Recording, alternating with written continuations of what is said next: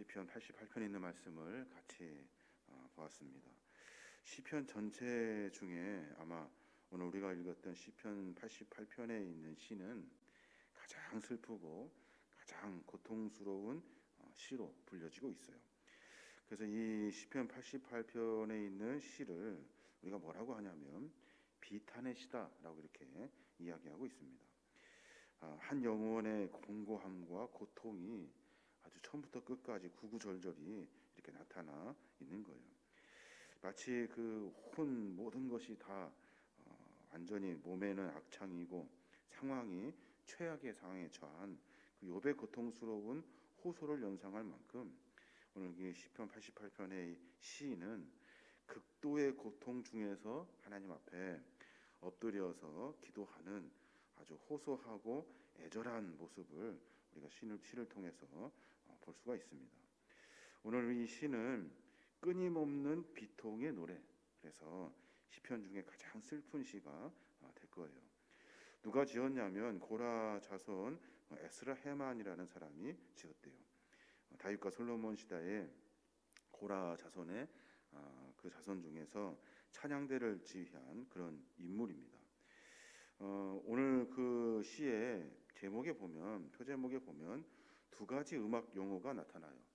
하나는 뭐냐면 미스길이라는 그런 말이죠.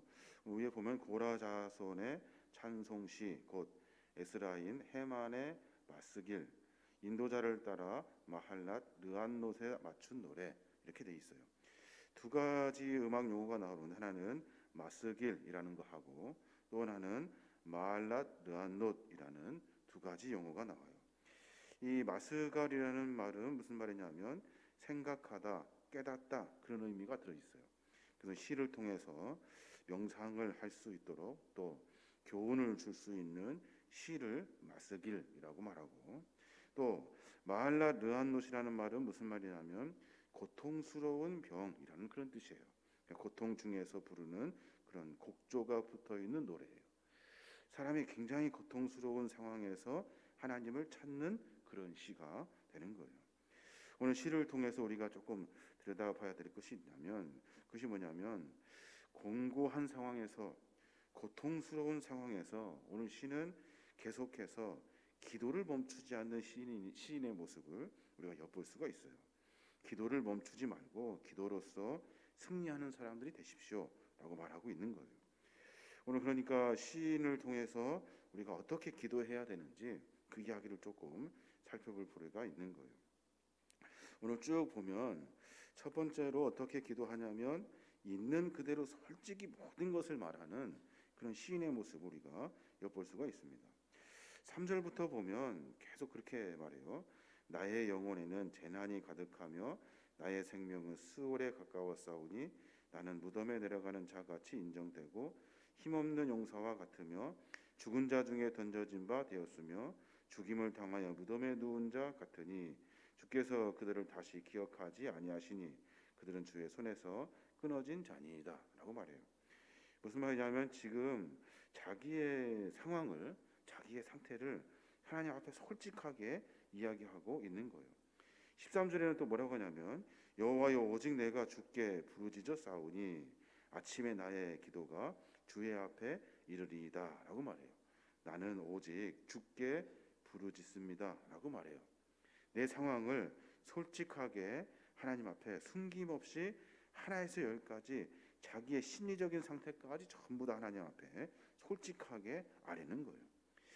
기도는 우리의 삶의 여정 가운데 하나님과의 깊은 대화를 나누는 그런 이야기죠.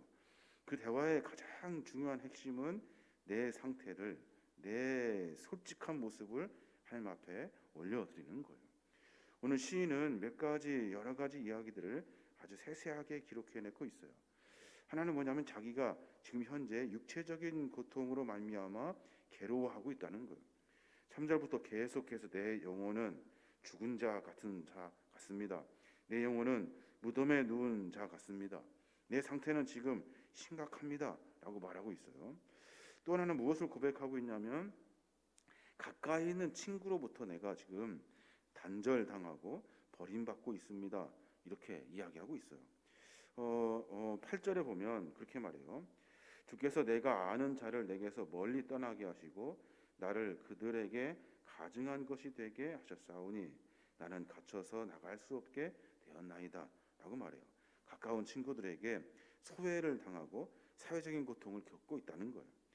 또 하나 그의 지금 상태가 어떠냐면 하나님께로부터 단절되고 버림받은 것 같은 신앙적인 고통을 체험하고 있다는 거예요. 5절에 보면 이렇게 말해요. 죽은 자 중에 던져진 바 되었으며 죽임을 당하여 무덤에 누운 자 같으니 주께서 그들을 다시 기억하지 아니하시니 그들은 주의 손에서 끊어진 자니이다. 자기의 심리적인 상태를 지금 이야기하고 있는 거예요. 지금 나는 육체적으로 고통스럽습니다. 나는 지금 아무도 나를 위로할 친구들이 없습니다. 내 상태는 지금 하나님으로부터도 단절된 상태를 내가 지금 겪고 있습니다. 흑암 중에 고통과 성난 파도 같은 이 공고한 순간 속에서 시인은 계속해서 애태워서 자기의 상태를 이야기하고 있는 거예요. 17절에 보면 그렇게 말해요. 이런 일이 물같이 종일 나를 애우며 함께 나를 둘러쌌나이다 라고 말해요. 자기의 지금 처지와 상황을 이야기하고 있는 겁니다. 18절에도 주는 내게서 사랑하는 자와 친구를 멀리 떠나게 하시며 내가 아는 자를 흑암에 두셨나이다. 하나님, 내가 지금 상태가 이렇습니다 라고 솔직히 하나님 앞에 이야기하고 있는 거예요. 자기의 모습, 처지, 상황을 솔직히 하나님 앞에 아뢰고 부르짖을 수 있어야 하는 거예요. 자기 상태를 들여다본다는 것은 자기의 그 삶의 모습을 다시 되짚는 거예요.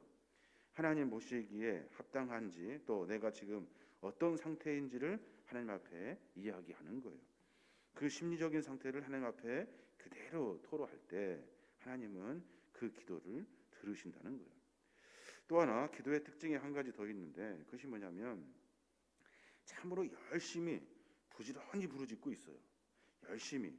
오늘 1절에 보면 여호와 내 구원의 하나님이여 내가 주야로 주 앞에 부르짖었사오니 라고 말해요. 주야로 밤낮으로 부지런히 주 앞에 부르짖었대요. 9절에는 또 뭐라고 합니까? 곤란으로 말미암아 내 눈이 새하였나이다. 여호와여 내가 매일 주를 부르며 주를 향하여 나의 두 손을 들었나이다 라고 말해요. 내가 매일같이 주님의 이름을 부르며 기도했다는 거예요. 주야로 그리고 또 매일같이 하나님 앞에 기도했대요. 사생결단하는 의지로 주 앞에 매달린 거예요. 구원과 도움의 손길을 주시기 전까지는 내가 움직이지 않겠습니다. 이 일을 포기하지 않겠습니다. 하늘을 향해 들어올린 손을 절대 내리지 않겠습니다. 무릎을 꿇긴 이 무릎을 내가 다시 일으키지 않겠습니다. 이 비장한 결의가 오늘 시인을 통해서 엿볼 수 있게 되는 거예요. 그만큼 고통이 심했고 자신으로서 결코 해결할 수 없는 일이기 때문에 하나님 앞에 매달린 거예요. 우리가 기억해야 될 것은 이 끈질긴 기도, 열심히 부르짖는 기도를 통해서 하나님은 그의 기도를 들으시고 응답하시고 절대로 멸시하거나 외면하지 않으신다는 거예요. 그래서 기도의 분량이 차고 하나님의 정한 때가 되면 하나님께서 그 기도에 선하게 응답해 주시는 거예요. 그러니까 우리의 상태, 우리의 믿음의 상태 안에서 부지런히 열심히 주의 이름을 부르며 기도해야 하는 거예요. 또 하나 기도의 특징이 있는데 그것이 뭐냐면 하나님의 일을 위해, 다시 말해서 하나님의 영광을 위해 지금 부르짖고 있어요. 10절의 말씀에 보면 그래요. 주께서 죽은 자에게 기이한 일을 보이시겠나이까? 유령들이 일어나 주를 찬송하리이까? 주의 인자하심을 무덤에서, 주의 성실하심을 멸망 중에서 선포할 수 있으리까? 흑암 중에서 주의 기적과 이즘을 땅에서 주의 공의를 알 수 있으리까? 라고 말해요. 무슨 말이냐면 주님, 죽은 자에게서 어떻게 일을 보이시려고 합니까? 유령이 되면 어떻게 합니까? 내가 주의 그 일을 하다 무덤에 들어가면 어떻게 합니까? 내가 하는 일을 통해서 하나님의 영광을 위한 삶이 될 수 있도록 하나님, 내 삶에 깊이 관여해 주십시오. 그렇게 기도하고 있는 거예요. 시인은 자신의 고통으로부터 이 죽어 무덤에 내려가게 될 때까지 내 삶의 목표는 하나님을 위한 것, 하나님의 영광을 위한 하나님의 이름이 드러날 수 있도록 내 삶을 만들어 가겠습니다. 그러니 하나님, 내가 죽게 되거나 내가 유령이 되거나 내가 무덤에 내려가면 이 일이 어떻게 사람들에게 주의 공의를 알릴 수 있겠습니까? 라고 이렇게 말하고 있는 거예요. 우리는 기도할 때마다 늘 자기가 잘 되기를 기도하죠. 물론 그 기도도 중요합니다. 그러나 더 중요한 것은 하나님의 영광을 위해서 부르짖어야 하는 거예요. 하나님, 내가 부족하지만 내가 하는 삶의 여정 가운데 하나님의 영광이 드러날 수 있도록 내 삶을 주님 만져주십시오 하는 기도가 우리의 기도가 되어야 하는 거예요. 이 시인은 참으로 고통스러운 상황에 있어요. 어렵고 힘든 상황 가운데 있어요. 이 일이 우리의 일과 무관하지 않아요. 말세지망에 살아가는 우리의 모든 삶의 모습도 마찬가지예요. 공고하고 어렵고 영육 간에 파괴되는 것과 같은 그런 삶의 모습을 살아요. 이 문제를 어떻게 해결할 수 있냐는 거예요. 기도해야 되죠. 하나님 앞에, 상황 앞에 불평하고 원망하는 것이 아니라 기도로 문제를 해결해야 돼요. 기도하되 응답의 확신을 가지고 계속해서 기도해야 하는 거예요. 13절에 시인이 이렇게 말하잖아요. 여호와여, 오직 내가 주께 부르짖어 싸우니 아침에 나의 기도가 주의 앞에 이르리이다 라고 말해요. 밤새 기도하다 아침을 만나게 되는데 그때 내 기도가 주의 앞에 이르러 응답받게 되는 그런 기도가 되기를 원합니다 라고 기도하고 있는 거예요. 계속 끝까지 기도하여 응답받을 때까지 하나님 앞에 기도하는 거예요. 기도할 때 사생결단의 마음으로 기도해야 돼요. 열심히 부르짖을 때 그때 하나님은 우리의 기도를 들으시는 거예요. 자기의 사적인 욕심을 위해서 기도하는 것이 아니라 하나님의 일을 위해서, 하나님의 영광을 위해서 기도해야 하는 겁니다. 지금 시인은 상당히 큰 고통을 당하고 있고 오늘 큐티의 제목에서도 죽음의 문턱에 이르를 만큼 아주 심각한 상태에 놓여 있어요. 그런데 그 시인은 포기하지 않습니다. 어려운 상황에서도 하나님과 함께 그 문제를 하나씩 하나씩 해결해내고 있어요. 그 시작을 기도로 말미암아 그 문제의 모든 것을 해결하고 있는 거예요. 우리의 신앙의 삶의 모습 가운데 어려운 일이 참 많습니다. 고난된 일이 있고 걱정된 일들이 참 많습니다.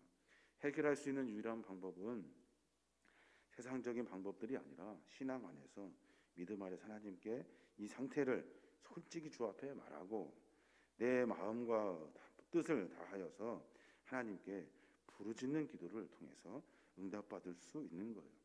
내 욕심이 아니라 하나님의 영광을 위해 기도하는 것, 이것이 우리의 신앙의 삶의 모습이 되어야 하는 겁니다. 그때 우리는 내 욕심으로 말미암아 분을 꺾어낼 수 있고 내 의지로 말미암아 이루려 했던 많은 욕심을 내려놓을 수 있고 또 하나님의 거룩한 영광을 위해서 더 큰 비전을 향해 전진할 수 있는 신앙의 모습이 되는 겁니다. 오늘 하루 가운데 그런 고백이 있었으면 좋겠습니다. 내가 기도한다고 폼 잡고 있는데 하나님, 내 상태를 내가 솔직히 하나님 앞에 이야기할 수 있도록 영적인 눈을 하나님 열어주셔서 내 상태를 좀 보게 해주십시오.